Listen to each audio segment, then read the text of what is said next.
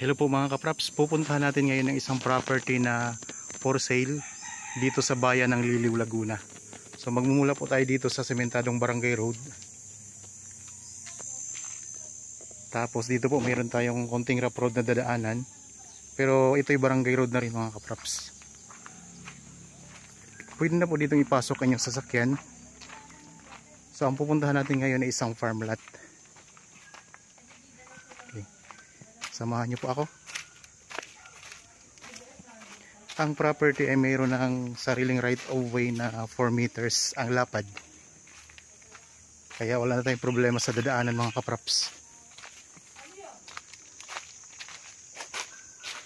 So ito na yung sariling daanan ng property. Ito mga kapraps. Yan. So galing tayo doon sa kalsada kanina, sementadong kalsada. Tapos ito lang po yung property. Tara.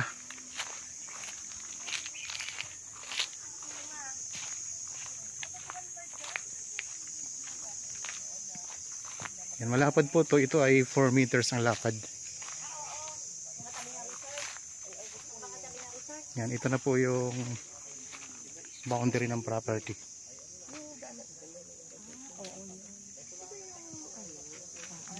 Yan, ito ng boundary mga kapraps. Okay. Ang sukat nito ay 8,083 square meters. So nabanggit ko po kanina, matatagpuan natin sa bayan ng Liliw, Laguna.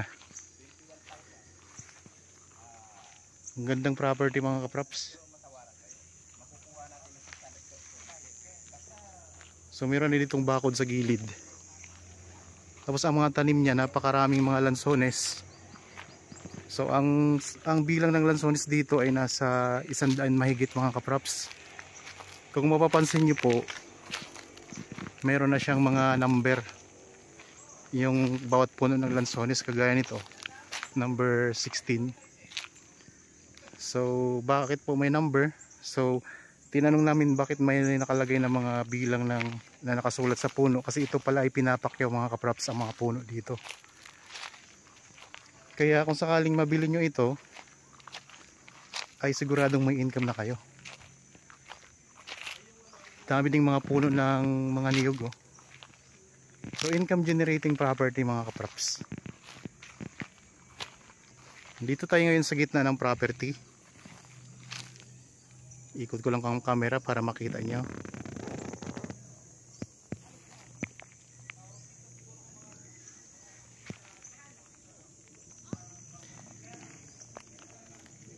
Meron din siya mga puno ng rambutan.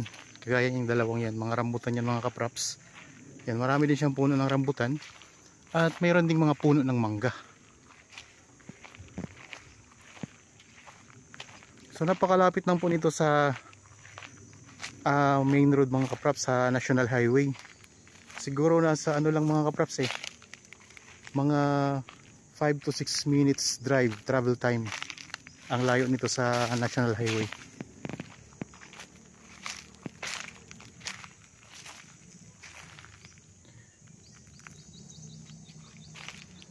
Yan, dito tayo sa may bandang likuran. Marami siyang mga puno ng mangga din. So ilang puno yan ng mangga, yan mga kapraps, isa, dalawa, tatlo. Yan, meron pa doon. Marami pa siyang mga puno. Tapos ito mga lansones. At saka kagandahan mga kapraps, malinis na ang lupa na ito. Ito ay titulado. Ang sukat nito mga kapraps, nabanggit ko na po kanina, 8,083 square meters. Dito po sa bayan ng Liliw, Laguna. Yan, ang boundary nito hanggang dyan sa may mga masukal na yan, yan na po ang boundary.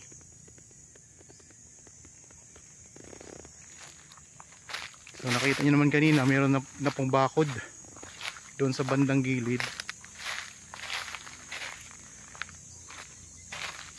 Tapos dito mayroon na ring bakod na barbed wire mga kapraps. Ayun po, may bakod na yan ng barbed wire. Yan. Tapos hanggang doon na yan, papunta doon. Ang korte ng lupa mga kapraps ay parisukat, kwadrado. Ganda.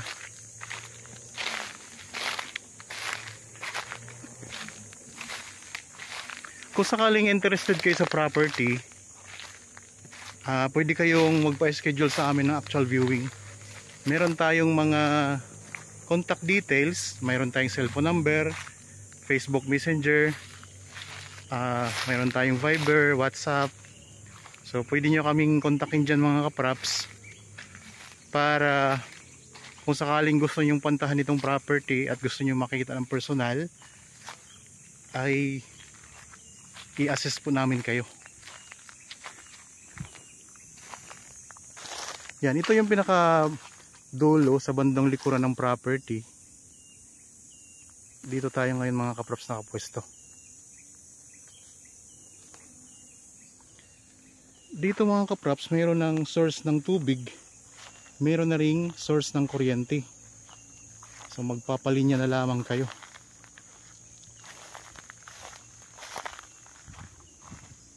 Daming mga marami siyang mga niyog mga kaprops. Napakarami din mga lansones. Kung sakaling mabili nyo ito, kahit di nyo na ipapakyaw mga kaprops, kayo na ang magbenta nito. Kasi mahal na rin po ang kilo ng mga lansones ngayon.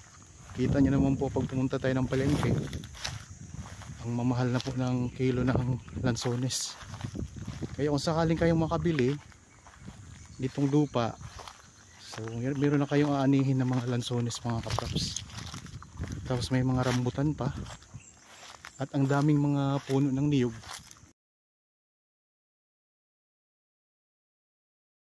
Bali bawat isang isang buko, 7 pesos po ang ang bentahan dito mga kaprops. Kaya kapag nabili nyo ito, yan, income na meron na kayo. So sulit na. Yan, dito sa bandang likuran, sa bandang kabila naman tayo ng boundary, ang daming mga lansones din dito mga kaprops. Basta kanina nabanggit ko kanina, nasa mahigit 100 ang puno ng mga lansones dito na nakatanim dito sa loob ng property. Puntahan natin ang pinakadulong boundary nitong property.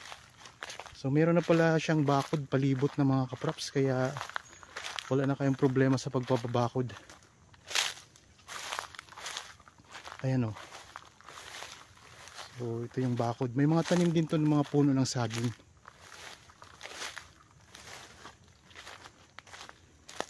Ito yung tingnan nyo mga kaprops. Meron ng bakod dito. Yan, barbed wire na yan. Tapos ang mga poste niya, may poste din siya na semento ito. Tapos mga kawayan, may nakaano din siya ng mga kawayan nakaharang. Hanggang doon na po yan sa pinaka entrance dito ng property, ang bakod na yan. Ang presyo nito mga kaprops, makikita nyo sa description box at sa title nitong video.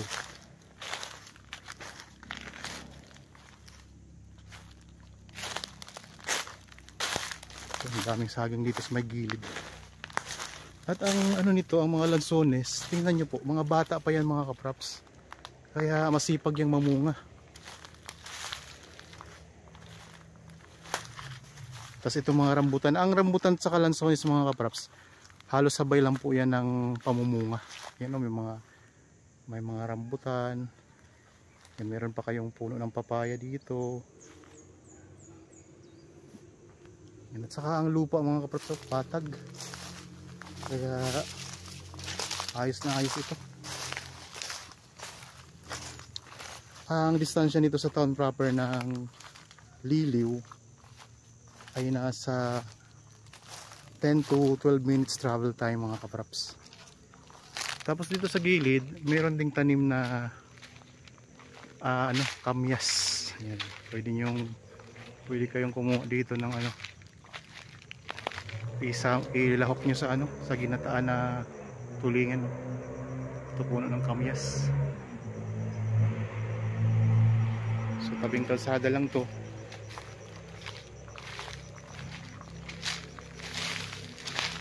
Kaya ang ganda nito.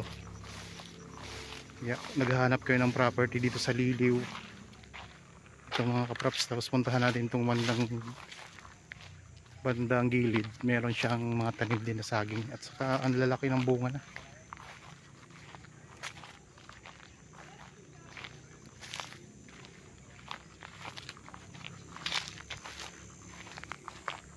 Yan, doon yun yung entrance ng property, yung pinaka entrance. Tapos dito sa bandang gilid meron tayong mga puno ng saging na may mga bunga na rin. Ayan, so malalaking saging yan, yung mahahaba mga kapraps.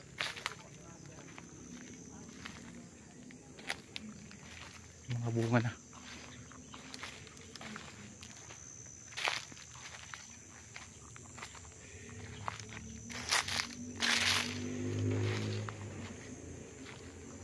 Ito pang 100, no? Yan, pang 100 na bilang, pang 101.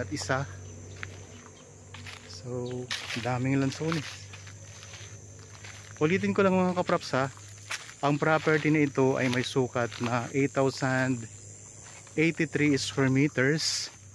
Matatagpuan natin sa bayan ng Liliw, Laguna.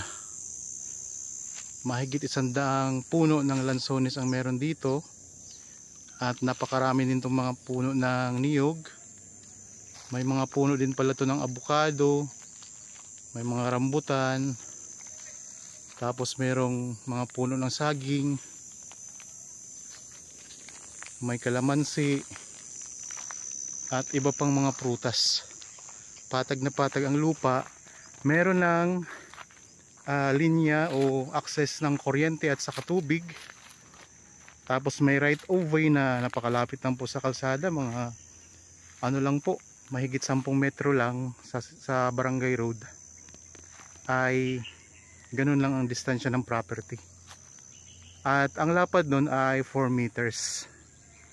Kaya pwede nyo na pong ipasok dito mismo sa loob ng property ang inyong sasakyan.